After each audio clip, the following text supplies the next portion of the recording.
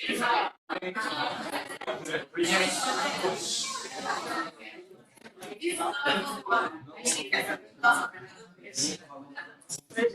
vamos começar? Para quem ainda não viu, tem duas listas passando por aí, uma de presença para certificado de hora complementar e a segunda para os alunos da Norma e da Cátia, não tenho certeza. Alguém aqui não conhece a Neuroliga? Não? Ok. Neuroliga é a Liga Acadêmica de Neuropsicologia da PUC, Neurociências, a gente tem começado bem recentemente. Se quiser saber mais dos eventos que a gente promove, pode entrar lá no Instagram da Neuroliga. Toda quinta-feira, no final do mês, tem um evento e a gente está começando agora com os eventos do workshop acadêmico, que a gente convida sempre 2 acadêmicos, ou então um acadêmico, doutorado, para poder falar um pouquinho sobre as pesquisas para vocês. Hoje a gente vai ter o Caio e o Lucas conversando com a gente, o Lucas do doutorado, o Caio do mestrado, falar um pouquinho sobre neuroimagem na pós-graduação. Tá? Meninos, querem se apresentar? Pode começar. Sou o Caio Evaristo, estou no mestrado aqui da PUC, em Psicologia e Neurociência. Sou psicólogo clínico também. Trabalho com o Lucas, a gente é orientado pelo Bandeira, tem um orientador, que é o Wilco, ele é holandês. A gente faz pesquisa em conjunto, em parceria com o Instituto do Cérebro, com o Hospital lá no Centro do Rio. E acho que é isso. Bom, eu sou o Lucas, né, como a Bruna já falou, eu estou doutorado agora. Eu venho trabalhando com neuroimagem desde o mestrado. Todos os meus projetos estão com o Caio agora foram com o Caio, então é muito bom a gente estar aqui junto, né, apresentando o que a gente está fazendo. E, bom, a ideia dessa apresentação é um pouco diferente do que eu estive vivendo, né, quando fui chamado para apresentar alguma coisa.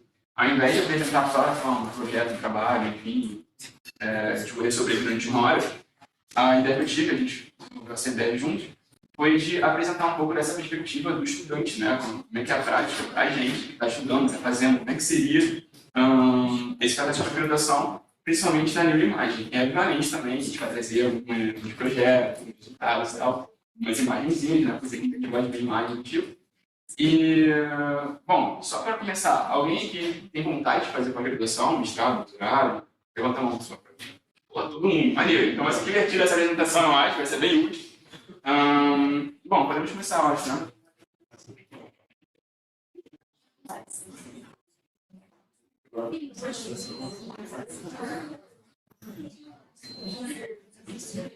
Então, beleza, vamos lá. A gente vai começar, então, falando um pouco, né, sobre como é o processo, quando a gente entra no mestrado, na graduação, né? E depois a gente fala de alguns projetos que a gente veio fazendo com o tempo. Então, o primeiro projeto que a gente vai falar sobre é uma revisão temática, que é uma forma de melhorar a detecção de lesões, né? Eu vou comentar mais sobre isso daqui a pouco, em ressonância magnética. O segundo é um projeto de Covid, né? Que muitos projetos de Covid surgiram nesses últimos tempos. E o terceiro são 2 projetos que a gente tem feito, né? Ultimamente, são nossos últimos projetos que eu estou trabalhando aí, que é sobre diabetes tipo 1 e algumas informações de neuroimagem. Então, beleza. Quando a gente entra na pós-graduação, né, a gente precisa de um projeto primeiro para poder entrar. E esse projeto, assim, era para ser o que a gente vai fazer durante o mestrado. Nem sempre isso acontece, né? Muitas vezes os projetos mudam com o tempo, enfim, pessoas que passam o ano inteiro e vão modificando o projeto. Aconteceu um pouco com a gente fala um pouco sobre isso. Mas a ideia é essa. E aí, antes de começar a pegar nos dados, enfim, coletar dados, né, chegar lá na ressonância, botar as pessoas para entrarem lá e falar, mas está pensando no cérebro, imagina o cérebro, a gente tem que ter um conhecimento teórico, né? Então a gente geralmente faz primeiro uma pesquisa teórica, até porque, para as pesquisas empíricas, a gente tem que ter um projeto enviado para a comissão do comitê de ética, né, e ser aprovado, isso demora pra caramba. Então... Certo? Beleza. Então, como isso demora, a gente geralmente usa esse tempo para fazer uma pesquisa teórica. Então, uma revisão de literatura, uma revisão narrativa, que pode ser publicada depois, né? Então é super interessante também, porque a gente não vê uma publicação a mais. E aí eu botei aqui geralmente, né, porque isso é como geralmente acontece, uma pesquisa teórica que vai ser atrelada à sua pesquisa empírica. E aí a gente fala um pouco sobre o que eu fiz no meu mestrado, pode passar aí. Então, o primeiro projeto que a gente vai apresentar aqui, né, o que a gente realmente fez, e teve resultados que a gente vai apresentar, é esse, que a gente chamou de melhorando a detecção de lesões epiléticas através de técnicas avançadas de MRI. E aí se envolveu tanto técnica de aquisição de imagem, quanto também de pós-processamento. E aí eu vou falar um pouco mais sobre isso daqui a pouco, pode passar aí. Mas só para trazer, né, vocês para o assunto um pouco, a gente sabe que a epilepsia é uma das doenças neurológicas mais comuns do mundo, né? E grande parte dos casos são farmacoresistentes, né? São, assim, 1/3 dos pacientes com epilepsia são diagnosticados com epilepsia refratária, e aí, enfim, medicamentos não resolvem. A melhor opção seria a cirurgia, mas a gente não tem como enviar o paciente para a cirurgia se a gente não souber a lesão. Então, assim, se eu tenho a imagem de ressonância, né? A gente tem uma imagem de MRI, e a gente não consegue ver a lesão, é isso, não tem muito para onde ir a partir disso. Obviamente, a gente tem outras opções, como um EEG intracraniano e coisas do tipo. A gente pode usar também PET, SPECT, essas coisas assim, mas são técnicas invasivas, né? E todo mundo gosta, todo mundo está disposto a isso. E aí, a nossa ideia foi encontrar formas, né? Já que a gente vai ter essas imagens de ressonância, a gente já tem isso, né? Como é que a gente pode utilizar isso para, enfim, ter mais dados, né? Ajudar mais esses pacientes e, enfim, se a gente encontrar lesão, poder encaminhar para cirurgia, coisas do tipo. Pode passar. Então, o que acontece, né? Que vai, enfim, ser importante para essa pesquisa. Os tipos de lesões mais comuns em pacientes com epilepsia refratária são as displasias corticais focais e a esclerose hipocampal, né? Aí eu vou ter umas imagens aqui, também difícil de ver, mas é para ver, por exemplo, uma imagem normal, né? E algumas questões. Aqui tem uma esclerose hipocampal, né? Tem um hipocampo aqui. E algumas displasias, né? Que são mais formações do córtex. Então tem uma atrofia aqui, por exemplo, tem uma atrofia aqui também. É um pouco difícil de ver, mas vocês confiam em mim. E aí, o que acontece, né? Em 25%, até 35% dos pacientes com displasia, a lesão não é detectada em MRI, a gente consegue ver. Assim, parece que não tem nada, né? A pessoa o radiologista vai chegar lá, vai olhar a imagem e falar, beleza, acho que tá tudo ok, mas pode ter alguma coisa. Isso acontece em 30% das esclerose hipocampal. Então, assim, é uma taxa muito alta de pacientes que tem esse tipo de problema. E aí, chegar um desses pacientes lá pro IEC, né? E o IEC, sério, ele é muito famoso, né, por tratar epilepsia e tal, vem de todos os estados diferentes do Brasil. E aí, muitas vezes, a gente tinha que voltar para casa, porque a gente não tinha como realmente, enfim, encaminhar ele para uma coisa mais útil, né? E aí, a ideia, então, era a gente tentar descobrir essas lesões. Para isso, a gente fez essa revisão sistemática, né, para pegar um pouco da teoria, o que está acontecendo no campo, e que tem, né, sendo feito, enfim, e que serve, que não serve. E pode passar. E aí a gente viu que, isso aqui na verdade, vou só passar rapidamente, mas a gente viu que existem diversas técnicas diferentes sendo utilizadas atualmente e vários resultados também diferentes, tanto entre as técnicas, mas também entre estudos que usam a mesma técnica. Isso é absurdo, né? E isso vai, enfim, depender de várias questões, como os participantes do estudo, idade, coisa do tipo, né? E a gente dividiu essas técnicas em 3 tipos. A primeira é a morfometria baseada em voxel, que é basicamente você ver a morfometria do cérebro, né? Questões estruturais do cérebro. Voxel a voxel. Também tinha machine learning, e aí é pra galera que gosta dessas coisas de TI, de programação e tal, não é o meu caso, mas machine learning está sendo muito utilizado, né? Aquelas questões que a gente ouve muito de redes neurais e tal, para observar, né? Para, enfim, o próprio software detectar lesões. E a terceira são algumas técnicas avançadas de aquisição de imagem, que eu vou falar brevemente daqui a pouco também. E aí, dentre essas, a única coisa que vocês assistirem desse gráfico aqui, que está meio zoado, é o seguinte. Essa primeira parte aqui era de estudos que usavam a primeira parte ali, morfometria baseada em voxels. Essa segunda era de machine learning e aqui para baixo era de técnicas avançadas. E vocês veem que, assim, isso aqui, cada pontinho desse, de 0 a 100, é a taxa de detecção. Então, por exemplo, um estudo que tivesse 100 aqui, ele detectou todas as lesões. Ele primeiro tinha pacientes que não viam nada e usaram uma dessas técnicas e descobriram onde estava realmente lesão. Ele pôde caminhar o paciente para uma coisa futura depois. Tá? E aí, olha que interessante. Em morfometria, que é uma método dos mais utilizados, a gente tem diversos estudos, tanto acima de 50% quanto abaixo. Então, assim, é um tipo de chance, né? O cara vai usar a negócio e é em chance level, né? 50% de chance do cara acertar onde tem uma lesão ou não. Enquanto isso, machine learning, a maioria dos estudos, pelo menos, estão para a direita, estão acima de 50%. Então, a gente vê que, assim, apesar dessa variação também entre os estudos, os resultados desse machine learning são muito mais consistentes do que em outras técnicas possíveis, né? Passa aí. E aí, eu vou falar um pouquinho de cada coisa, né? A gente fez esse estudo, né? Como eu falei, o IEC, ele passa por esse tipo de situação, a gente sai paciente lá que a gente não tem como fazer um encaminhamento, né? Para cirurgia, a gente não tem como fazer nada com ele, só, enfim, tem que voltar para casa. E aí a ideia era implementar esse programa aqui, que era o MAP, para detectar lesão. Esse programa, ele é baseado em morfometria baseada em voxels, né?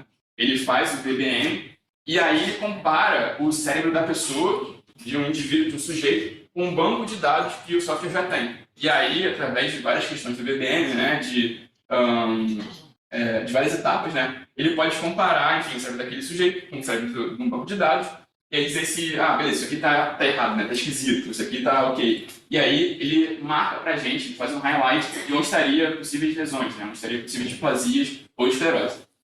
E aí a gente vê, né, que os resultados, como eu falei, estão variando pra cacete, o que é muito triste, né, porque a gente estava pensando em usar exatamente esse programa lá. Mas existem, né, alguns estudos que estão super, enfim, quase, né, 100% ou 100%. Muitos deles estão assim justamente porque eles incluíram na amostra pacientes que já tinham lesão visível. Aí, bom, se eu estou fazendo um estudo, né, se eu estou olhando para uma imagem, vocês sabem que, bom, enfim, não sei se vocês sabem, mas a imagem de ressonância, ela trabalha com sinais, né, intensidade de sinal. Então, se é uma coisa visível, bom, aquele sinal está muito mais destacado já do que em lesões que não são visíveis. E aí, para o programa, é muito mais fácil de detectar do que, enfim, em situações em que a lesão não está visível, né? Então, a gente vê que aumenta pra cacete a taxa de detecção de lesão quando esses participantes são incluídos. Pode passar?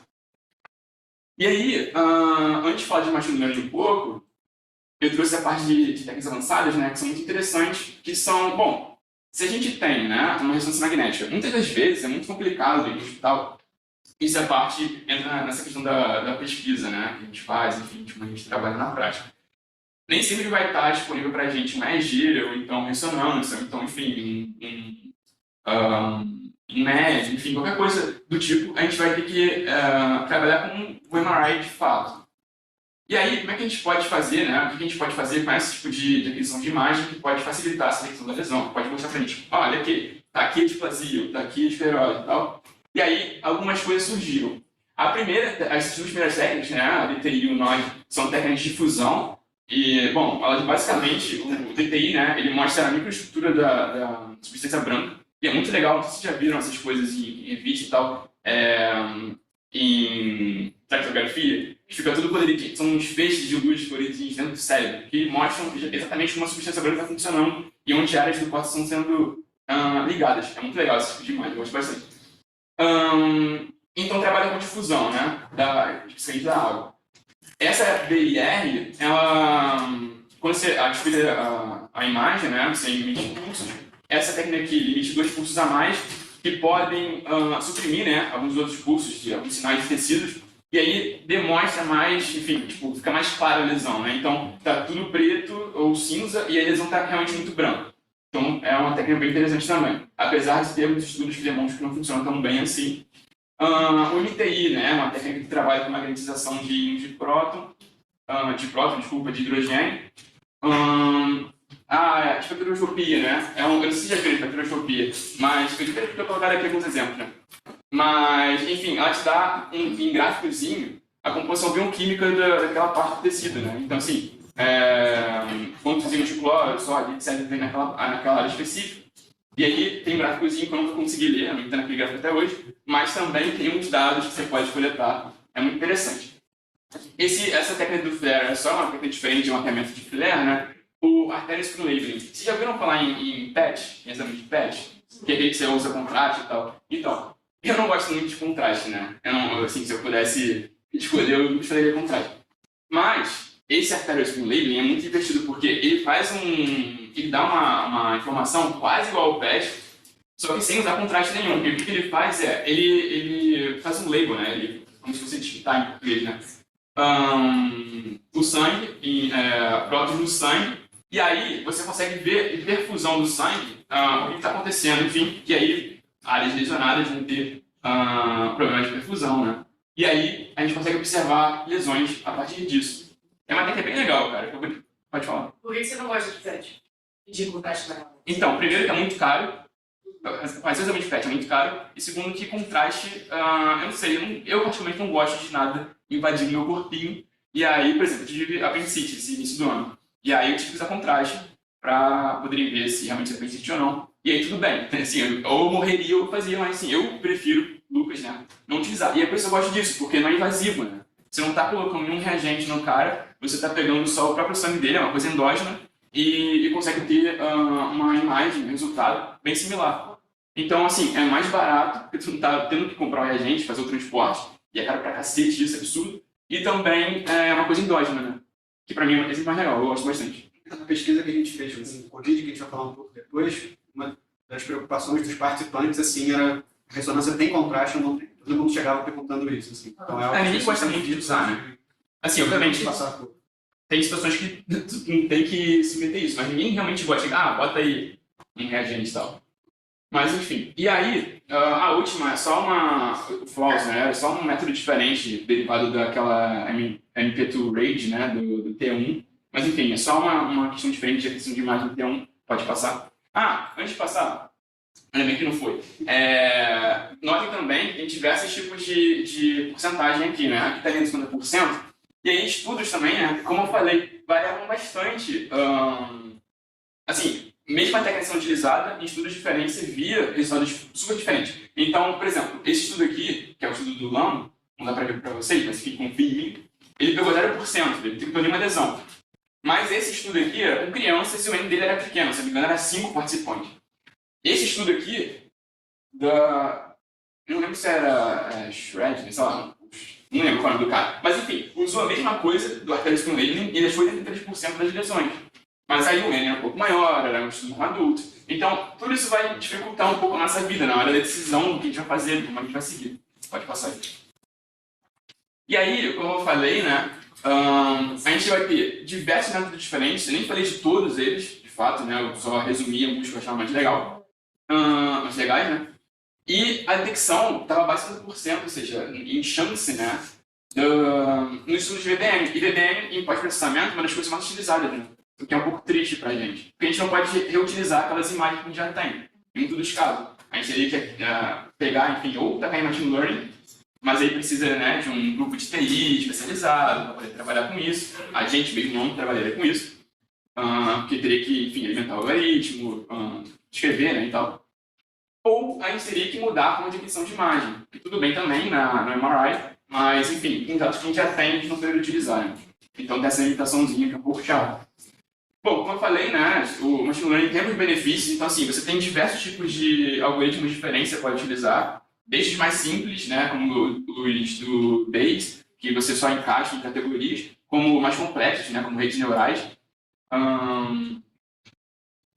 Mas, assim, e além disso, né, você pode tacar nesse algoritmo do machine learning diversas informações diferentes. Então, você tem só a imagem de T1, ou você tem só, sei lá, qualquer outro tipo de informação, eu posso tacar lá e ele se vira. Sei lá, eu posso ter só a espessura, mas não ter volume. Eu posso tacar a espessura, ou então eu posso ter volume e espessura. Tudo bem também. Então, ele é bem flexível. Mas também precisa de um grupo de TI, especialmente para isso, assim, não vai ser a gente que vai conseguir fazer do nada um algoritmo e trabalhar com ele sozinho, né? É uma coisa um pouco mais complexa que isso. Outra coisa interessante, a maioria dos estudos são retrospectivos. Isso é importante por quê? Porque se eu já sei onde está a lesão, né? Então, por exemplo, o paciente aí tinha ressonância negativa, né? A gente conseguia ver lesão na ressonância. Mas ele fez um exame intracraniano, ele fez um PET, por exemplo, e tal. E aí eles viram onde estava a lesão. E aí, a partir desse conhecimento já de onde estava, aí eles fizeram um estudo com as imagens de MRI. Bom, sem saber onde está a lesão, fica muito mais fácil de depois descobrir onde é que está, né? A gente sabe qual é o lugar. Então, assim, a ideia é que, talvez... E por que é importante essa parte teórica, né? Como eu falei, eu queria implementar... não foi eu, né? Mas a gente queria implementar um MAP na clínica, né? A gente queria fazer o uso dele lá no hospital. Só que se a gente tem que... assim, a gente vai comprar o programa, né? Eu até cheguei a falar com um cara lá, enfim... E acho que era 3 mil euros, se não me engano, na época. Ia ser um puta custo para o hospital. Mas, enfim, se a gente vai fazer tudo isso para ter, tipo, assim, beleza, tá ou não tá, sem chance, né, ser abaixo de 1%, é uma coisa bem pequena de detecção, se a gente realmente não conseguir utilizar o programa para ter o resultado que a gente quer, então não faz sentido a gente fazer isso, né, então a gente tem que repensar em como vai fazer, em como vai testar. E aí, talvez estudos prospectivos sejam mais interessantes a partir de agora para a gente entender como isso funciona, através dos dados da clínica e tal. Pode falar. Você acha que algum desses métodos são melhores para coisas específicas? Sim. Displasia é melhor tal e outra lesão é melhor? Sim. Então, Nesse caso específico da epilepsia, a gente vê que tem diversos porcentagens diferentes. E como eu falei, isso vai variar também de idade, e questões também de tempo, de epilepsia, de lesão de lesão. Tem coisas que acham melhor lesão em lobo temporal, como na esclerose, tem coisas que acham lesão melhor em eixo temporal, né? Enfim, em outras partes do cérebro. E aí isso vai variar. Isso é interessante desse estudo, porque sem ter a noção de o que funciona melhor para cada coisa, né, a gente pode meio que guiar um pouco mais para soluções interessantes. Ou até próximos estudos, que eu acho que é mais interessante. Como eu falei, mesmo assim, ele já sabia que estava lesão, né? Então, assim, eu acho mais interessante estudos prospectivos, que a gente pega realmente a imagem e vê o que acontece, também com dados clínicos, né, pesquisa clínica, etc., do que fazer, enfim, depender bastante de estudos retrospectivos nesse sentido. Porque apesar de ter, assim, não necessariamente realmente vai ter. Você acha melhor esse mapa? Teoricamente, assim, a ideia era que sim, mas não. A displasia também foi encontrada melhor com machine learning, com algoritmo de machine learning. Tá. Enfim, dito tudo isso, né, tendo esses conhecimentos todos, pacientes adultos pediátricos, né, eles podem se beneficiar com essa técnica. A gente pode realmente dar um caminho para eles, né? Assim, pelo menos oferecer a possibilidade de cirurgia, de, enfim, melhora do quadro clínico, que medicamentos não estão funcionando. E aí, isso é a parte interessante, né, da pesquisa teórica. Né? Porque a gente faz pesquisa teórica, porque a gente realmente senta durante, assim, horas, a gente não fazendo, porque a gente pode ter esses dados muito importantes para a pesquisa prática depois, por causa de dados. E aí, como eu falei, a ideia principal era pegar esses dados aqui e aplicar, inicialmente, a gente fazer um mapa com estudos prospectivos. Mas Covid aconteceu, e aí não sei se se lembram do que é o Covid, né? Mas isso aconteceu nas nossas vidas, passa o slide aí, e a gente teve que mudar o projeto. Porque o hospital foi fechado durante muito tempo, para pacientes com epilepsia, né? Estavam atendendo só pacientes com Covid, e eu não tinha como fazer, realmente, aplicar a pesquisa. E aí, se eu não tenho como aplicar a pesquisa, eu tenho o tempo de doutorado, de mestrado está diminuindo, eu tenho que fazer outra coisa com o que eu tenho. E aí entra a parte do que o cara falar um pouco desse nosso projeto, que a gente fez junto também. Alguém tem alguma pergunta sobre a primeira parte? Não? Beleza? Pode falar. Beleza. Esse foi o projeto que eu comecei no mestrado, o Lucas estava tocando no doutorado também. Mestrado também. No mestrado também. Só um pequeno spoiler, assim, mas deu errado. Não tem dado para apresentar. A gente vai apresentar o contexto, o projeto em si, como a gente ia fazer, e não por culpa nossa, não deu para tocar. Então a gente vai ter outros dados depois. Como o Lucas falou, a ideia da apresentação era falar sobre nossa experiência mesmo no mestrado, projetos que a gente desenvolveu, mais do que dados em si. A gente quer que vocês levem dados também, por isso ele apresentou um monte de coisa que a gente vai falar mais depois. Mas também sobre experiência. Eu não conheço ninguém, eu acho, no mestrado que não passou por um problema e não conseguiu fazer um projeto que tinha que fazer algo do tipo. Mas, enfim, nosso projeto era esse, de efeitos de longo prazo da infecção por Covid na cognição e no funcionamento cerebral. É um estudo longitudinal, e é longitudinal porque a gente vai pegar as mesmas pessoas e avaliar ao longo do tempo. Então, ao invés de comparar, sei lá, uma pessoa que teve Covid e uma pessoa que não teve Covid, a gente pega uma pessoa que teve Covid no momento X, no momento Y, no momento Z, para ver a evolução desse processo daquela pessoa. Fica mais robusto de comparar nesse sentido. E aí, para começar, os pacientes com Covid podem apresentar consequências neurológicas, tanto na fase aguda, ou seja, enquanto eles estão com Covid, quanto no longo prazo, com algo crônico, né? No síndrome pós-Covid, acho que é algo que ficou bem conhecido. E aí, sintomas podem ir desde AVC, perda de consciência, apatia, falta de paladar, de tato, de olfato, e sintomas neuropsiquiátricos também, distúrbio de sono, ansiedade e depressão, déficits cognitivos, que são bem comuns na síndrome pós-Covid. Se a gente tem efeitos neurológicos, efeitos neuropsiquiátricos e efeitos cognitivos, isso sugere que Covid afeta o cérebro de alguma maneira. Então, esse é um estudo bem grande, foi publicado na Nature, foi o primeiro estudo longitudinal feito com pacientes na Nature. O primeiro estudo longitudinal feito com pacientes de Covid, não um estudo nosso, é um estudo do UK Biobank. E eles buscaram evidências do impacto do vírus, nessa SARS-CoV-2, na estrutura cerebral. O que eles acharam foi que esse impacto existe independente da hospitalização. Ou seja, independente se o paciente chegou a ser hospitalizado ou não, existia algum tipo de dano causado pela infecção por Covid naquele paciente. Eles pegaram, então, quase 800 participantes, média de idade de 51, média não, né? Mas a idade variando entre 51 e 81 anos, e os participantes foram avaliados em 2 momentos, o momento A e o momento 3 anos depois do momento A. No caso das pessoas que tinham Covid, esse momento 3 anos depois, foi 3 ou 4 meses depois deles terem diagnóstico de Covid. No caso das pessoas que não tiveram, não, era independente do diagnóstico, né? 3 anos depois da primeira vez que eles pegaram a imagem. Então, o estudo começou 3 anos antes, ou seja, nem tinha Covid ainda na maioria dos casos, mas já que é um banco de dados, uma base de dados gigantesca, conseguiram pegar essas pessoas e pegar quem tinha pego Covid, feito uma segunda ressonância nessa pessoa, e quem não teve também, fazer uma segunda ressonância nessa pessoa e comparar esses resultados todos. E o que eles acharam? Vou botar lá, os danos foram principalmente no sistema límbico e no sistema olfatório cortical. Nesse primeiro gráfico aqui, estava no nível da pequena coisa na frente, mas o dano é principalmente no giro básico-frontal, que está em azul aqui, e aqui é mais um sistema relacionado ao olfato mesmo, principalmente no córtex. Aí você vê, por exemplo, na linha vermelha, são as pessoas que tiveram Covid, aqui é de integridade desse sistema, então a integridade está mais afetada nessas pessoas nessas, claramente na primeira, os casos de controle, e aí uma outra medida é de contraste, não chega a ser nem de volume nem de espessura, mas de ressonância mais de estrutura mesmo, mais estrutural. Aqui os casos também, um nível bem abaixo em relação aos controles. Então, assim que eles mensuraram esse tipo de dano. O que é muito importante que eles ressaltam lá no final é que os danos são moderados. Tipo, o valor máximo que eles chegam é de 2% de diferença entre um grupo e outro. Então, tipo, tem evidência de que tem algum tipo de dano na estrutura cerebral, em sistemas importantes, inclusive, por exemplo, hipocampo, tâmen, amígdala, mas é um dano relativamente pequeno, assim. Só que a gente não pode desconsiderar, porque, sei lá, só no Brasil foram 30 e poucos milhões de pessoas contaminadas por Covid, no mundo quase 600 milhões. Então, por mais que seja um dano pequeno, é coisa pra caramba, né? Que afeta a população de um modo gigantesco, assim. Agora pode passar, né? E aí, o que seria o nosso estudo, né? A gente começou o projeto em 2019, 2020? 2020.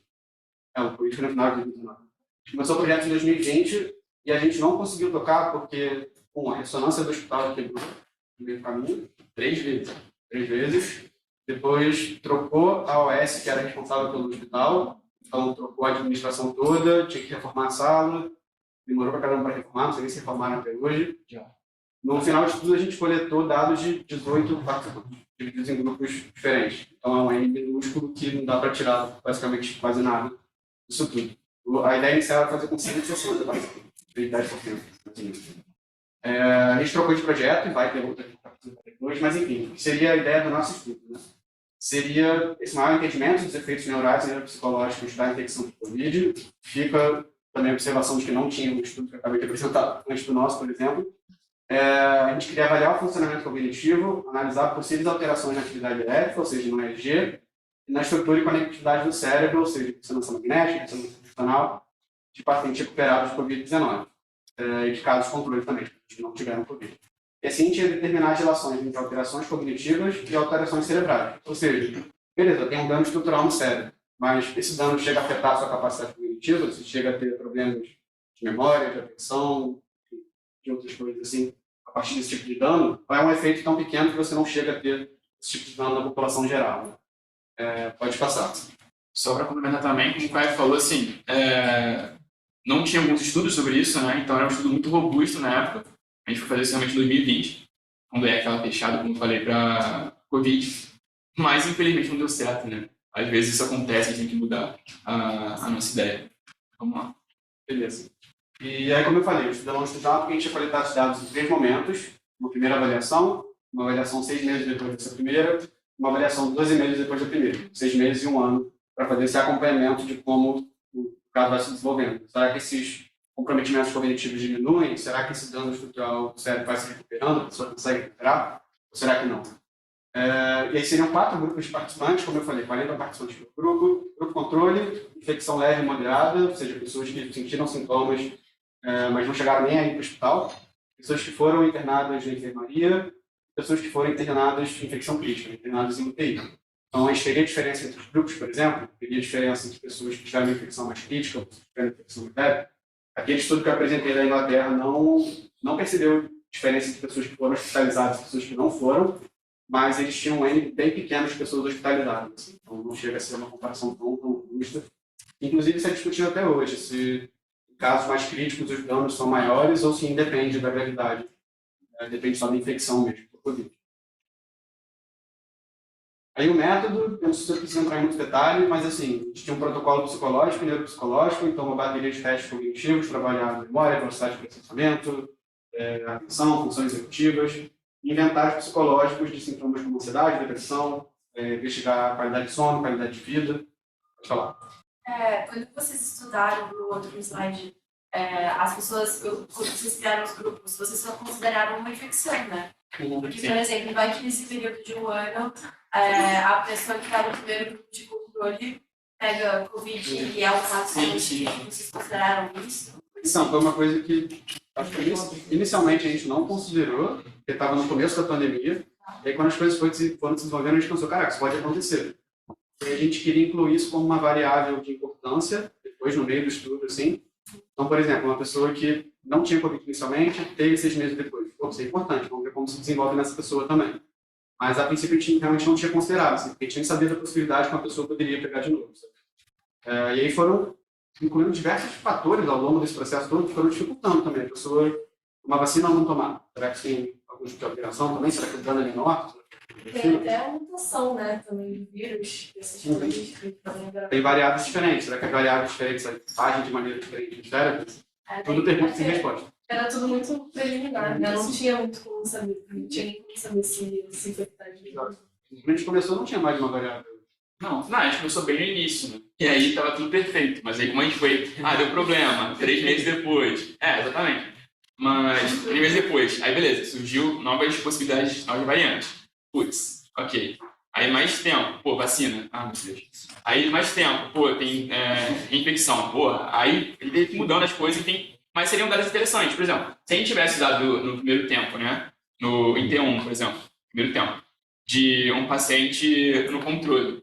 E aí, em T2, ele teve infecção, a gente pode ter dados dele pré e pós-infecção. Ou então, se a gente tem de reinfecção, a gente pode também fazer algumas análises. Obviamente, esse é um N muito pequeno, mas esse é uma coisa interessante para a gente levar em consideração. A não ser que, enfim, grande parte sofre esse tipo de coisa. Mas sim, então, inicialmente, a gente não pensou sobre isso porque não tinha essas informações. Conforme foi desenvolvendo o estudo, a gente foi modificando o nosso projeto, né? A gente teve que adaptar à realidade. Mas, enfim, acabou que nada foi feito no final das contas, mas realmente foi levando isso em consideração ao longo do tempo. E a gente estava nos inventários psicológicos. É uma queixa constante da síndrome pós-Covid, problemas de ansiedade, depressão. É bem consolidado assim, que existem problemas do tipo, mas não é bem delimitado exatamente causa isso. É você ter tido Covid, é você ser hospitalizado, é você ter vindo na pandemia. Todos esses fatores estão envolvidos de alguma forma. Que tipo de coisa tem que tipo de peso. A gente tinha um protocolo de EEG, então posicionar a pessoa numa máquina de EEG, esse posicionamento da gente é um padrão da literatura, assim, e a pessoa alternaria em período de repouso, com olhos abertos, olhos fechados, que a gente consegue avaliar a atividade epiletiforme, possíveis episódios de epilepsia, então de crise de origem epilética, e a pessoa realizaria uma tarefa também. É uma tarefa do tipo go no go, então você apertar um botão por um certo estímulo aparece, mas é para justamente conseguir avaliar a capacidade cognitiva durante o exame de EEG. E a gente tinha um protocolo de ressonância, a famosa máquina do EEG que quebra 3 vezes, de 1.5 Tesla, a gente tinha diferentes sequências, T1, T2, T3, o Lucas falou um pouco delas, e a gente avaliava o volume e a espessura corporal, a presença e a gravidade da atropia, o volume de substância branca, redes neurais, a integridade das fibras, um monte de coisa, um monte de dados, acabou indo para frente. Quando eu olho para isso tudo, às vezes eu penso que era um projeto meio megalomaníaco, talvez tenha sido, mas assim, não deu certo, muito por culpa disso tudo que eu falei, da coisa prática de máquina quebrar, por exemplo. É o segundo estudo que eu participo que uma máquina quebra no meio. Não sei se é um azar meu, mas eu tenho que tirar o pé dos estudos, aí entendi isso então. Eu fiz na iniciação científica que o EEG quebrou no meio, mas a gente conseguiu consertar e terminar o estudo. Depende com autoria também. Bom, e aí realmente era muita coisa, né? E aí uma coisa que a gente tem que falar sobre é como a gente vai colocar em prática. Então, deixa eu ver se o próximo slide está acontecendo. Tá, já vai entrar em resultados, eu vou falar um pouco do método. Pode ser. Então, a gente viu, por exemplo, geralmente quando a gente no mestrado, a gente vai fazer um projeto teórico, vai estudar um pouco sobre o tema, e depois vai criar um projeto para enviar para o Conselho de Ética e, enfim, começar a coletar os dados. Isso tudo estava no projeto que a gente enviou para o Conselho de Ética, foi aprovado e tal. E a gente vai começar a coletar. E aí, um dos problemas também dessa questão que a gente enfrenta, né? E, de novo, eu vejo muita gente falando sobre pesquisa na pós-graduação, tipo, apresentando a pesquisa que apresentou na tese, ou então apresentou na citação. E aí tá tudo bonitinho já, né? Só que, às vezes, coisas acontecem. E assim, é normal, super normal, e dá certo no final, a gente conseguiu fazer as nossas coisas. Mas uma coisa interessante e um pouco engraçada é que a gente, para fazer esse teste todo, né, a gente precisava da ressonância, a gente não podia pegar a ressonância enquanto estava sendo utilizada no hospital. A gente tinha que utilizar ela quando ela estava livre. E ela estava livre aos domingos, às 8 da manhã, no centro. E eu moro no Recreio, são 3 horas para chegar lá. E aí, 2, né, se eu tiver sorte de pegar metrô e Uber. Mas, então assim, você chega lá, né, você vem para o projeto, você vai para lá, e às vezes você chega e o paciente não vai. E aí você fica sem fazer nada, né, tem que voltar para casa. Então tem alguns empecilhos, né, tem algumas coisas que podem acontecer durante o processo. Mas é super normal, acontece, enfim, podemos continuar. É chato pra gente ir para o hospital 8 da manhã, mas para participantes da pesquisa. Não, também é terrível, né? Eu ia falar também assim, que a gente está falando do pesadelo que foi, de um monte de coisa que deu errado, mas tem muita coisa que deu certo também. Meu primeiro contato com ressonância magnética na prática é poder ver um exame de imagem sendo feito, aprender sobre sequências em si, aprender a analisar dados, a gente começou a processar os dados, né, que a gente fez. Mas do que isso, a gente fez revisão, como o Lucas estava falando, a importância da parte teórica antes da parte prática, que a gente apresentou em congresso, que a gente está para publicar, com revisões diferentes, enfim. Tem muito trabalho sendo desenvolvido nisso tudo. Teve tudo que deu errado, seria muito maneiro se a gente tivesse esses dados aqui, mas teve tudo que deu certo também, essa experiência também foi bem legal. Os resultados foram esperados, não tem muita coisa específica, até porque quando a gente criou o projeto todo não tinha praticamente nenhum dado sobre como isso tudo estava acontecendo, mas a gente esperava encontrar alterações cognitivas cerebrais dos pacientes, sendo as alterações cognitivas mais evidentes nos domínios de atenção, memória e velocidade de processamento. A velocidade de processamento ocorre muito quando existe algum tipo de dano em substância branca, por exemplo. A gente esperava encontrar algo nesse sentido. E grupos com quadros mais graves de apresentação apresentariam um pior desempenho cognitivo e maiores alterações na atividade cerebral, com a possibilidade de recuperação dessas funções em 12 meses, com plasticidade cerebral mesmo. A gente acreditava que os grupos com quadros mais graves seriam mais prejudicados, né?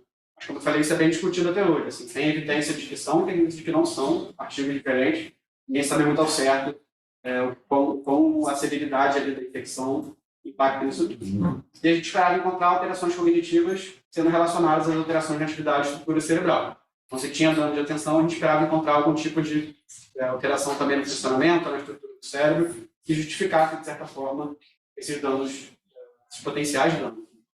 Mas, enfim, acho que desse projeto é isso. A gente vai entrar agora um pouquinho no projeto de diabetes, que foi quando a gente viu que não ia ter Covid, a gente pegou um outro banco de dados do nosso orientador, que ele já tinha feito uma pesquisa, falou, vamos analisar esses dados aqui, vamos pegar a ressonância que ele fez, vamos tirar algum tipo de proveito disso. E a gente criou um novo projeto e é o que a gente está tocando agora. Bom, então a gente já viu, por mais que não seja correlacionado, né, extremamente, a gente viu algumas etapas, né, como é que é estudar em graduação. A gente faz uma pesquisa, a gente faz um projeto para entrar, nem sempre esse projeto vai ser continuado, mas é super normal. Não se desesperem, isso acontece, é tudo certo. Depois a gente faz uma pesquisa teórica para embasar o que a gente vai fazer na prática, também às vezes não dá certo, mas também é super normal. E aí a gente faz um projeto, né, grande parte do tempo, né, acho que sim, 50% do tempo de uma pesquisa. Eu entrei errado, desculpa. Tranquilo. 50% de uma pesquisa é fazendo um projeto, 10% mais ou menos é coletando dados e 40% analisando, né? Então, assim, realmente tem que demorar muito tempo para fazer um projeto, enfim, que vai funcionar, que vai dar certo.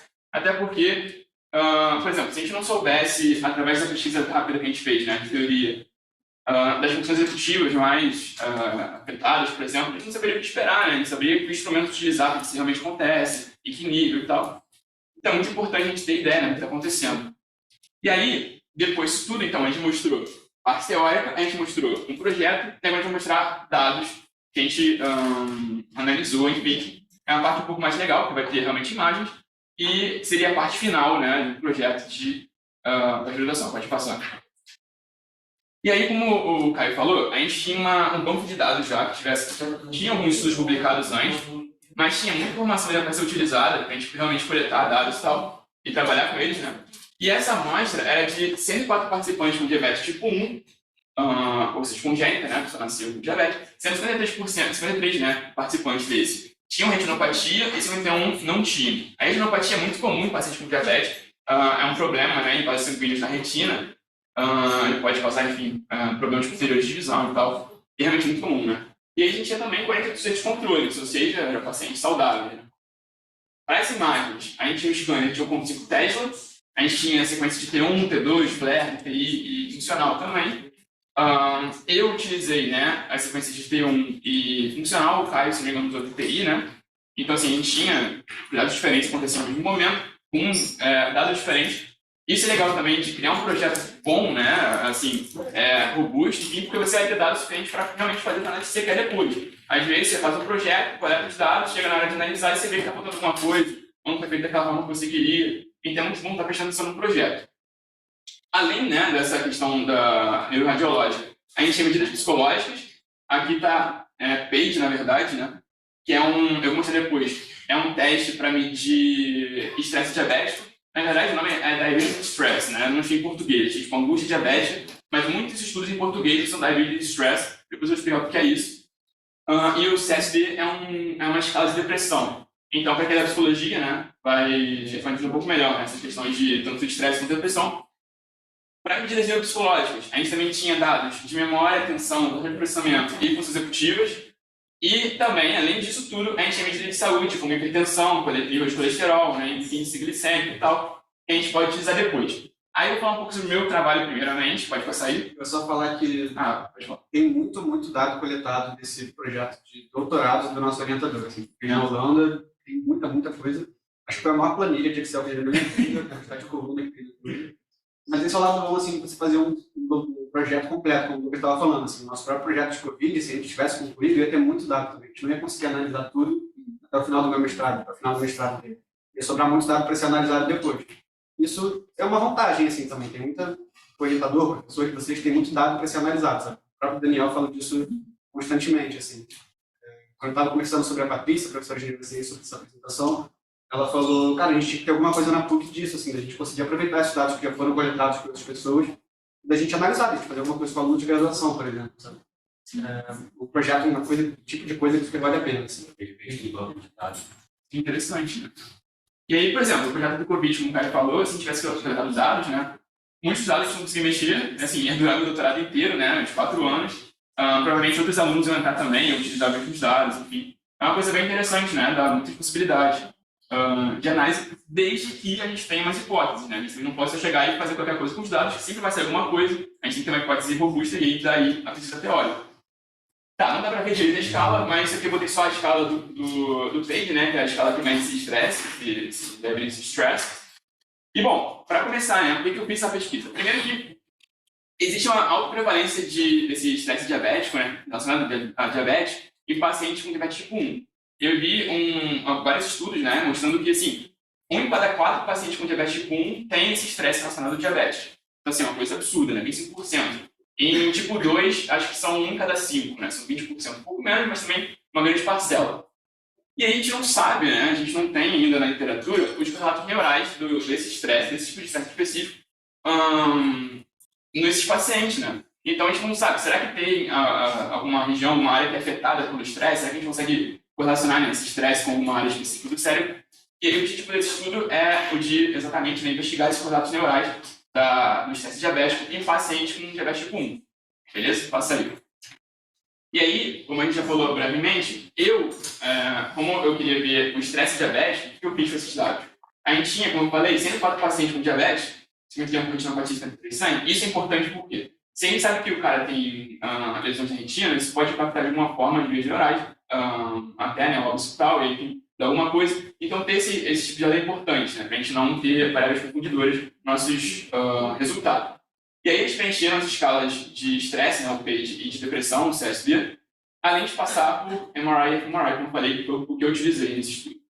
E aí, os pacientes, né, eles foram separados de acordo com os scores de estresse. A gente usou 40 nessa escala, se não me engano, ela vai até 68, se não me engano. Mas a gente usou o ponto de 40 como ponto de corte, né? Pela literatura, assim, é dito que vários estudos utilizam esse ponto, né? Acima de 40, a pessoa que tem realmente estresse diabético, sofrendo de estresse diabético. Abaixo disso, é um estresse muito leve, ou sem estresse. Então, a gente usou esse tipo de divisão. Tá? Então, assim, dos 104, aqueles que tiveram scores acima de 40 nessa escala de estresse foram classificados como alto estresse, e aqueles que tivessem, né, um score abaixo de 40 foram classificados como baixo estresse, beleza? E aí, como é que a gente fez essa análise? Como eu falei, a gente tinha imagem de MRI e fMRI, e aí eu usei o FreeSurfer, né? O FreeSurfer é um software que ele dá algumas medidas, né, do córtex, como espessura, volume, etc. E também parcela, enfim, estruturas corticais, é muito legalzinho o programa. Ele geralmente faz tudo sozinho, assim, você bota uma linha de comando, ele já faz várias análises. Só que ele tem um problema que ele demora muito, né? Porque ele faz muita coisa e acaba levando 5 dias para fazer um negócio. Tem que ter um PC decente, né? E para as imagens de funcional, a gente usou o FSL Palm, que é, enfim, fazer algumas mutações, enfim, com os dados que a gente tem. E a gente viu, né, o volume cerebral e a quantidade funcional através desses programas, aí, como eu falei. A gente fez ajustes, né, nesses modelos para idade, sexo e retinopatia, então a gente tirou, né, essas variáveis confundidores do nosso modelo, e a gente fez a FWE, né, essa correção, né, de erro, porque assim, se a gente está comprando voxel a voxel, né, provável que, enfim, voxels próximos tenham efeitos similares, aí a gente utilizou esse FWE para essa testagem de múltiplos voxels, né, pode passar. E aí essa tabelinha do meu grupo, ok, do que eu estudei. Então a gente tinha 104, né, nessa divisão, 14 ficaram no score de alta ansiedade, de alto estresse, desculpa, e 90 no score de baixo estresse. A gente, como eu falei, né, pela literatura esperaria 25% mais ou menos, não chegou no 25%, mas demonstra, né, que realmente sim, não era esperado que mais da metade tivesse alto estresse. Apesar disso, é um N pequeno, então tem que ser levado em consideração, ok? Sempre observem, né, os dados demográficos também das pessoas para se entenderem como é que vão interpretar o resultado. E aí, nessa divisão, né, a gente teve diferenças significativas em sexo, assim, a porcentagem, né, de mulheres no grupo de alto estresse diabético é muito maior, é uma diferença significativa. A gente também teve diferenças significativas nos scores de depressão e, bom, nos scores de estresse eu esperava que a gente tivesse diferenças significativas. Afinal de contas, a gente separou os grupos justamente através dele, né? Se não for significativo, vai estar uma coisa muito errada. Mas, enfim, pode passar aí. E aí, o que a gente fez? Essas aqui são as imagens, né? Essa aqui eu tirei do Freeview, né? Depois de fazer análise do FreeSurfer. E a gente fez, como eu falei, pelo FreeSurfer, umas análises de volume e de espessura. E a gente viu que no grupo de alto estresse, né? A gente teve o maior volume no córtex lateral occipital. Eu deixei as anotações do FreeSurfer aqui para ficar mais fácil de mostrar, mas a luz meio que não ajuda. Mas, enfim, essa área amarela aqui foi a que a gente teve diferença, né? Então, teve diferença na área lateral occipital, né? Tanto no lado esquerdo quanto no lado direito, no hemisfério, né? Sendo que no lado direito também teve uma alteração de volume no cúneo, nesse paciente, né? Maior estresse. E esse modelo aqui era o modelo que a gente tirou, né? A gente adicionou tanto idade, sexo e retinopatia. Quando a gente foi tratar a espessura, a gente viu que no modelo até que a gente estava a depressão, né? A gente levava em consideração a depressão, os casos de depressão, uma mudança de espessura continuou aqui nesse córtex lateral occipital, só no esquerdo, dessa vez não teve nada no direito, ok? Então, só para reprisar, né? Então, a gente teve mudanças volumétricas tanto no hemisfério, nesse modelo com retinopatia, e quando a gente pensava a depressão, a gente via que também tinha diferença de espessura. Pode passar. E aquilo foi no T1, né? Foi na parte estrutural. Na parte funcional, a gente teve também, né, uma disponibilidade funcional na rede secundária visual, que faz mais sentido, né, pelos dados que a gente viu, e também numa default mode, só com meio posterior, né, que seria aqui, mais ou menos, em pacientes com alto estresse quanto com baixo estresse. E aí você vê aqui também as redes, né, a gente vê as partes significativas, né, bem forte até, no vermelhinho, nessa partezinha aqui, e menorzinho nessa dele posterior, mais pra cá, né. Pode passar? E bom, a gente viu então que deu alterações no córtex occipital, né? Essas alterações, tanto de estrutura quanto de conectividade, são encontradas em outros estudos também de outros tipos de estresse. Então, assim, a gente viu o estresse relacionado a diabetes, né? Que seria essa reação emocional a essa ideia, né? Esse cuidado constante consigo mesmo e perspectiva futura, né? Não muito boa, enfim, que poderia ter problemas de retinopatia, por exemplo, e tal. Então é um estresse constante que a pessoa acaba sofrendo. Eu tenho um amigo, por exemplo, que tem diabetes, ele tem diabetes tipo 1, ele anda direto com aquela EpiPen, para se tomar um pouquinho mais de glicose e já resolve isso. E é uma coisa assim, meio complicada, né? E aí, como eu falei, a gente achou algumas coisas e essas áreas específicas também estão alteradas em outros tipos de estresse, como estresse ocupacional, estresse social,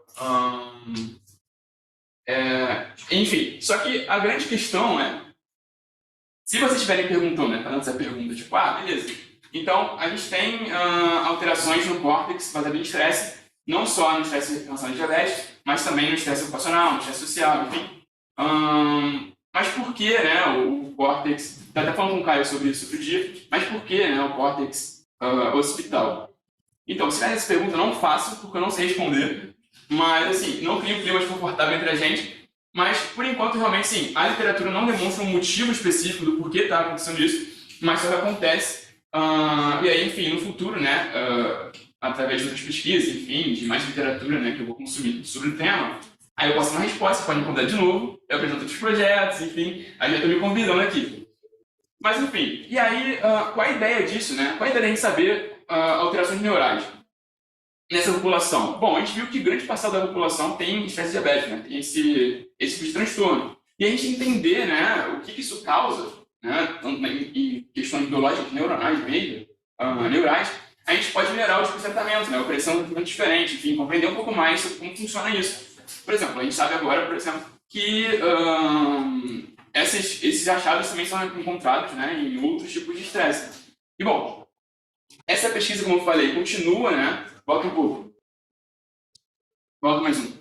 Como eu falei, a gente tem já essas interações, né? Só que isso, eu não sei se você tem contato com esse tipo de programa de neuroimagem, mas o que acontece? A gente coloca todas as imagens, né? E pede para ele achar questões entre elas, né? A gente separou em grupos e pediu para ele ver o que tinha de diferente. A gente encontrou coisas que a gente já esperava, né? Já tinha hipóteses sobre isso, graças aos estudos que a gente tinha visto anteriormente sobre outros tipos de estresse. Só que essa imagem agora, ela está em um espaço comum, né? Assim, se a gente tem várias imagens diferentes, pessoas diferentes, elas vão ter posições no cérebro diferentes, enfim, vão ter pequenas diferenças. Então, todas essas imagens são postas num espaço comum a todas elas. E aí ela dá pra gente, tipo, beleza, nesse standard space que a gente chama, né, tem essas alterações. Agora, por exemplo, o que eu estava fazendo, estava falando com o cara na semana passada, transformar isso eu estou falando de spoiler, né? Transformar essas imagens de standard space, espaço comum, para o subject space, né? Para o espaço nativo do sujeito. Então, pegar essas áreas específicas que são modificadas e transformá-las de volta para o espaço do paciente. Só que o free surfer ele dá sempre medidas de surface, né? Da superfície. Então, depois de eu fazer isso, que eu já fiz até, foi uma enrolação, a gente até discutindo com o Elco lá, acho que não é isso, acho que é aquilo.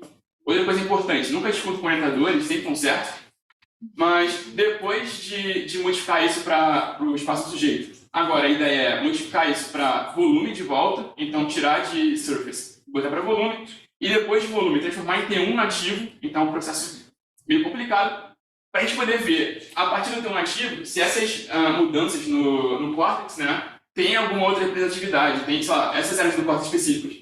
Beleza, mas nesses sujeitos, elas estão ligadas a outras áreas, e aí eu posso combinar, né, essa análise de T1 com análise de DTI, por exemplo, fazer uma cartografia, com análise de fMRI, e etc. Então, assim, a gente tem uma flexibilidade, né, e alguns outros dados vão surgir nesse projeto e vai ser divertido para tentar depois concluído, enfim, com resultados mais completos. Pode passar. Acho que já falei tudo, né? Eu acho que isso é tudo, né? E pode... Eu vou falar da minha parte da pesquisa, dessa mesma pesquisa dos mesmos dados com diabetes. Assim, é um pouquinho complicado, eu não quero que vocês saiam especialistas em diabetes, até porque eu também não sou, mas a ideia é apresentar um projeto de pesquisa mesmo, tipo de análise, enfim, dar uma ideia mais geral mesmo de como foi, que é algo mais específico. Mas dessa vez com dados completos que a gente está fazendo, completos não, que a gente está fazendo a análise de fato, né? Então, é assim, pacientes com diabetes tipo 1 costumam ter déficits cognitivos, principalmente em velocidade de processamento e funções executivas. E a cognição é possivelmente mais afetada em pacientes com microangiopatia. Microangiopatia é uma condição que é basicamente disfunção de pequenos vasos, uma disfunção microvascular. Na retina, por exemplo, retinopatia é um tipo de microangiopatia. Mas esse tipo de disfunção pode afetar o cérebro também. Então, o cérebro daquele paciente pode ser afetado de forma microvascular por esse tipo de problema, isso pode afetar a cognição. E uma outra variável que a gente usou são as lesões de substância branca. Elas costumam ser um marcador de disfunção microvascular cerebral. Então, pessoas que têm microangiopatia, isso costuma ser visto na ressonância magnética com lesões de substância branca. E essas lesões também já foram relacionadas à cognição em diabetes do tipo 1. A gente tentou explorar a relação entre lesões de substância branca, estrutura cerebral, cognição, em pacientes diabéticos com tipo 1 com e sem microangiopatia. Então, é uma divisão complexa de diversas maneiras, mas a ideia era essa. será que a disfunção microvascular pode afetar a cognição desses pacientes? Sim, beleza, mas onde no cérebro exatamente? Que tipo de dano é causado? Como é a cognição desses pacientes? E por assim vai. Passar. O método com aquela mesma amostra, 104 participantes, etc, não vou repetir. Mas a gente dividiu em 3 grupos. Grupo 1, todos os pacientes com diabetes. Grupo 2, os pacientes que tinham microangiopatia. Grupo 3, os pacientes que não tinham. Então, o grupo 1 é o grupo 2 mais o grupo 3. A gente não fez análise com os controles, a gente só usou esses grupos, mas existem os dados de controle também. Como é que a gente mensurou lesões de substância branca? Então, tem 2 tipos de você medir isso. Você pode chamar um neuroradiologista, ele vai olhar o seu exame de ressonância e vai falar isso aqui é lesão, isso aqui é lesão, isso aqui é lesão. Ele vai te falar se tem lesão naquele paciente ou não, qual a severidade, qual o grau daquela lesão. Beleza, isso te dá presença e severidade, né? O grau daquela lesão. E tem outro jeito de medir, que é você pegar a imagem, tacar no programa, no software, e ele vai te falar o volume exato de cada lesão. Esse tipo de programa é muito mais recente na literatura, então, sei lá, quando o meu orientador fez esse projeto, ele não tinha acesso a esse tipo de dado. Só foi permitido com o avanço das técnicas de imagem você ter acesso ao volume específico de cada lesão, que é algo que ele não poderia ter feito quando ele fez o doutorado, por exemplo. Que é mais uma vantagem de você revisitar esses bancos de dados um tempo depois. E a gente usou o FSI-PAL, assim como o Lucas falou, para análise de volume. A gente ajustou para idade, sexo, pressão sistólica e sintomas de depressão. São basicamente fatores relacionados, de acordo com a literatura, a esses possíveis disfunção microvascular, por exemplo, as lesões, são as nossas variáveis de interesse. E a gente também fez essa mesma correção. Falou que é uma correção padrão que você tem que fazer, basicamente, que você deve fazer, e todo mundo faz, mas é quando você compara muitos voxels entre si. Vou passar. Uma tabelinha só com dados demográficos, mas, de novo, as diferenças significativas entre os grupos estão em idade, presença ou não de hipertensão, a gente corrigiu para a pressão sistólica, duração de diabetes, enfim, sintomas depressivos, a gente corrigiu para sintomas depressivos, e no grupo 1, quantos tinham microangiopatia e quantos não tinham. Então, um relatório parecido, não teve diferença significativa, e qual era o volume dessas lesões também. E o que a gente achou? Primeiro, nenhum resultado significativo em algumas coisas. O grupo 1 inteiro não tinha diferença. Se a gente pegasse aqueles que têm lesão e aqueles que não têm lesão na substância branca, eles não tinham diferença nenhuma no funcionamento cognitivo e nem no volume do cérebro. O grupo 2, que é o grupo com microangiopatia, também não tinha diferença entre aqueles que têm lesão e aqueles que não têm lesão. Isso aí pode passar. O grupo 3 tem diferença. O grupo sem microangiopatia, sem essa disfunção microvascular, tem uma pior cognição. Então, você vê nos estados de memória, os valores dele estão mais baixos, nas funções executivas também. Isso comparando sempre os pacientes com lesão e os pacientes sem lesão, no grupo específico de pacientes sem microangiopatia. E eles também tinham um volume ventricular no cérebro maior. O volume ventricular aumentado é uma consequência comum do envelhecimento. Pessoas mais idosas costumam ter um volume ventricular maior, e pacientes de Alzheimer, por exemplo, doenças relacionadas ao avanço de idade também. Então, tem até um artigo que sugere que você ter microangiopatia na diabetes é como se tivesse um envelhecimento precoce, se o envelhecimento fosse acelerado. Nossos dados seriam mais ou menos concordantes, mais ou menos não, pelo menos essa parte dos dados é concordante com essa hipótese. E a gente pegou imagens de ressonância mesmo também, né? Fora volume, fora as medidas cognitivas por si.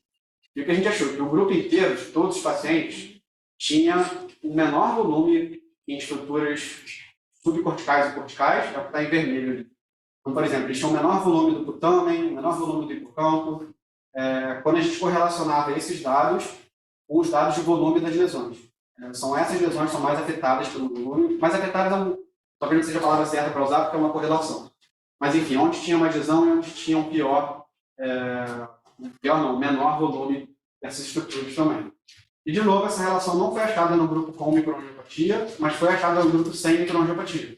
Então, novamente, no mesmo grupo, a gente achou regiões parecidas, né, apesar de no grupo 1 ali, um pouco mais de regiões, mas, de novo, putamen, de novo, hipocampo, também reduzidos nesses pacientes que tinham maior volume de lesão cerebral. Só para resumir, a gente fez primeiro uma análise dividida em grupos, né, tipo, quais têm lesão e quais não têm lesão, depois a gente fez uma análise com volume de lesão, então qual o tamanho, qual a extensão daquela lesão em si, daquela lesão de substância branca. Aí pode passar, e agora são só as conclusões desse estudo em si, que as lesões de substância branca podem contribuir para a atrofia da substância cinzenta, então é algo que a gente a princípio nem esperava, mas que a gente encontrou e que é concordante com dados de outros transtornos, outras doenças, como esclerose múltipla, por exemplo, lesões de substância branca impactando na substância cinzenta também. Apesar disso, eles também podem ser dois processos resultantes de uma terceira causa. Então, pode ser que tenha um terceiro fator que impacte tanto as lesões de substância branca quanto a atrofia na substância cinzenta. Isso ainda está para ser esclarecido, mas a hipótese primeira, de cima, é bem mais forte na literatura. Já que o nosso estudo é correlacional, ele não dá uma resposta para isso. O que afeta o quê? A correlação. Essa relação está falando presente nos pacientes sem microangiopatia. Isso é importante por quê? Porque ela pode dar a noção de que tem um efeito inicial de problemas microvasculares nesses pacientes com diabetes, mas esse efeito inicial é ofuscado com o avanço da microangiopatia. Ou seja, quando o paciente está com uma manifestação clínica daquilo, já não é só a disfunção microvascular que está afetando a cognição daquele paciente, tem muito mais problema envolvido. Quando é uma coisa menos intensa, quando é um dano mais inicial, pode ser que o efeito seja basicamente por conta dessa disfunção microvascular. Isso pode ajudar a gente a entender como as lesões na substância branca afetam o paciente de diabetes, o que pode ser feito em relação ao tratamento, como desenvolver algum tipo de tratamento, como isso funciona em comparação com outros transtornos. A gente falou aqui de esclerose múltipla e de Alzheimer, por exemplo. São efeitos, são fenômenos relativamente parecidos ou não são? É uma dúvida que fica um pouco, mas a ideia é essa, de como essas lesões de substância branca podem afetar a cognição e a estrutura cerebral desses pacientes. A conclusão, a discussão mais extensa desse estudo está para ser feita, a gente está escrevendo, eu vou apresentar para uma galera de estudo amanhã para receber os insights também, mas é basicamente isso que a gente tem de dado e de discussão até agora. Bom, e aí é basicamente isso. Não, assim, todas as... Vai ser na primeira, né? Que era um estudo mais teórico sobre forma de detectar lesão e tal. Os outros estudos combinaram, né? Para quem da psicologia, combinaram essas questões psicológicas, neuropsicológicas, com neuroimagem, né? E é super interessante ver como se relaciona, como a gente pode fazer isso, enfim. Mas é muito importante também a gente ver como vai coletar os dados para depois, né? Analisar tudo com cuidado. E aí, assim, a ideia da apresentação toda foi demonstrar um pouco dessa perspectiva nossa como aluno, né? E, obviamente, assim, as coisas às vezes não funcionam da forma que a gente quer, a gente tem que se adaptar e tal. Mas, como o Caio falou anteriormente, assim, todos esses trabalhos geraram frutos, né? Então, por mais que a gente não coletou os dados do Covid, a gente teve a prática de criar um projeto, de formular alguma coisa. Os outros trabalhos que a gente apresentou, esses dois, a gente apresentou num evento internacional, enfim, outros trabalhos a gente já também está publicando, né, de revisões e tal. Quando terminar esse, né, a gente pode publicar também. Então, assim, sempre gera fruto, sempre gera alguma coisa interessante. A ideia é que, assim, não cheguem também no doutorado, no mestrado, achando que vai dar tudo ok, enfim, vai ser tudo perfeito, então vocês vão se resolver rápido, porque às vezes não acontece. Mas no final sempre dá certo, a ideia é essa. A gente sempre aprende mais alguma coisa, a gente faz alguma coisa diferente, e acaba sendo divertido, né? Você vai tendo experiências novas, enfim. É bem legal, então eu recomendo. Eu espero que, apesar dos problemas que a gente tem apresentado aqui hoje, as pessoas que queriam, né, fazer pós-graduação continuem querendo, porque eu acho que essa é a ideia, a gente avançar na pesquisa, a gente continuar fazendo as coisas novas, mas não cheguem, que nem eu cheguei, por exemplo, achando que ia estar tudo perfeito de início, e depois tem que se adaptar, né, que é super comum, super normal. A ideia é a gente sempre seguir em frente, tem que fazer as coisas, buscar o melhor, para fazer uma boa ciência também, né, não fazer as coisas de qualquer jeito. Eu acho que é isso. Tem mais alguma coisa? Fala perfeito.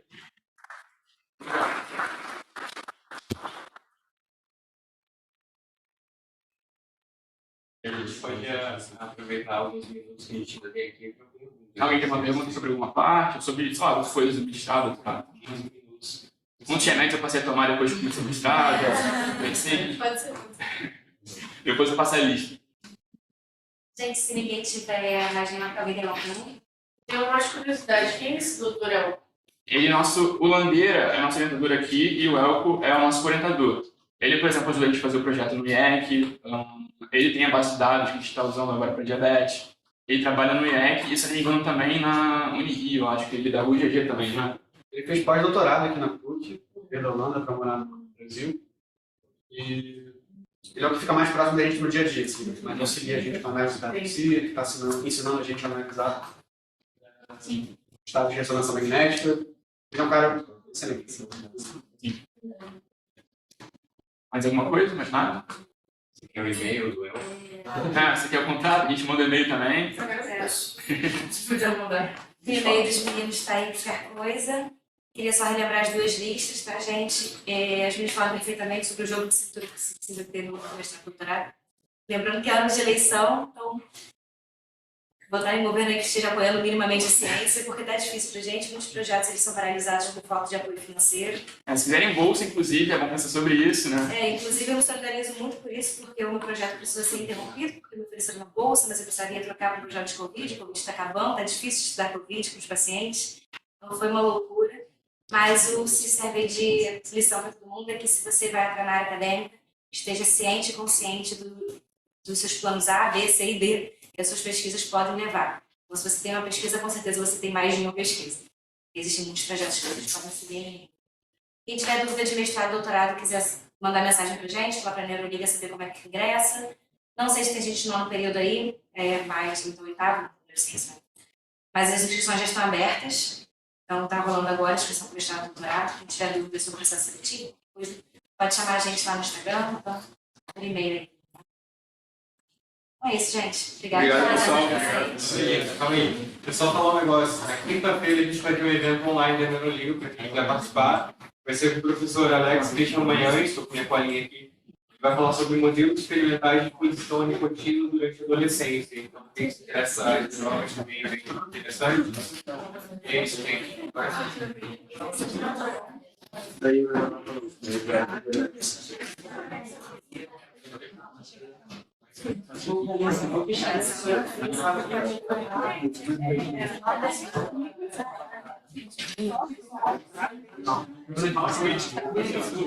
Neuroliga.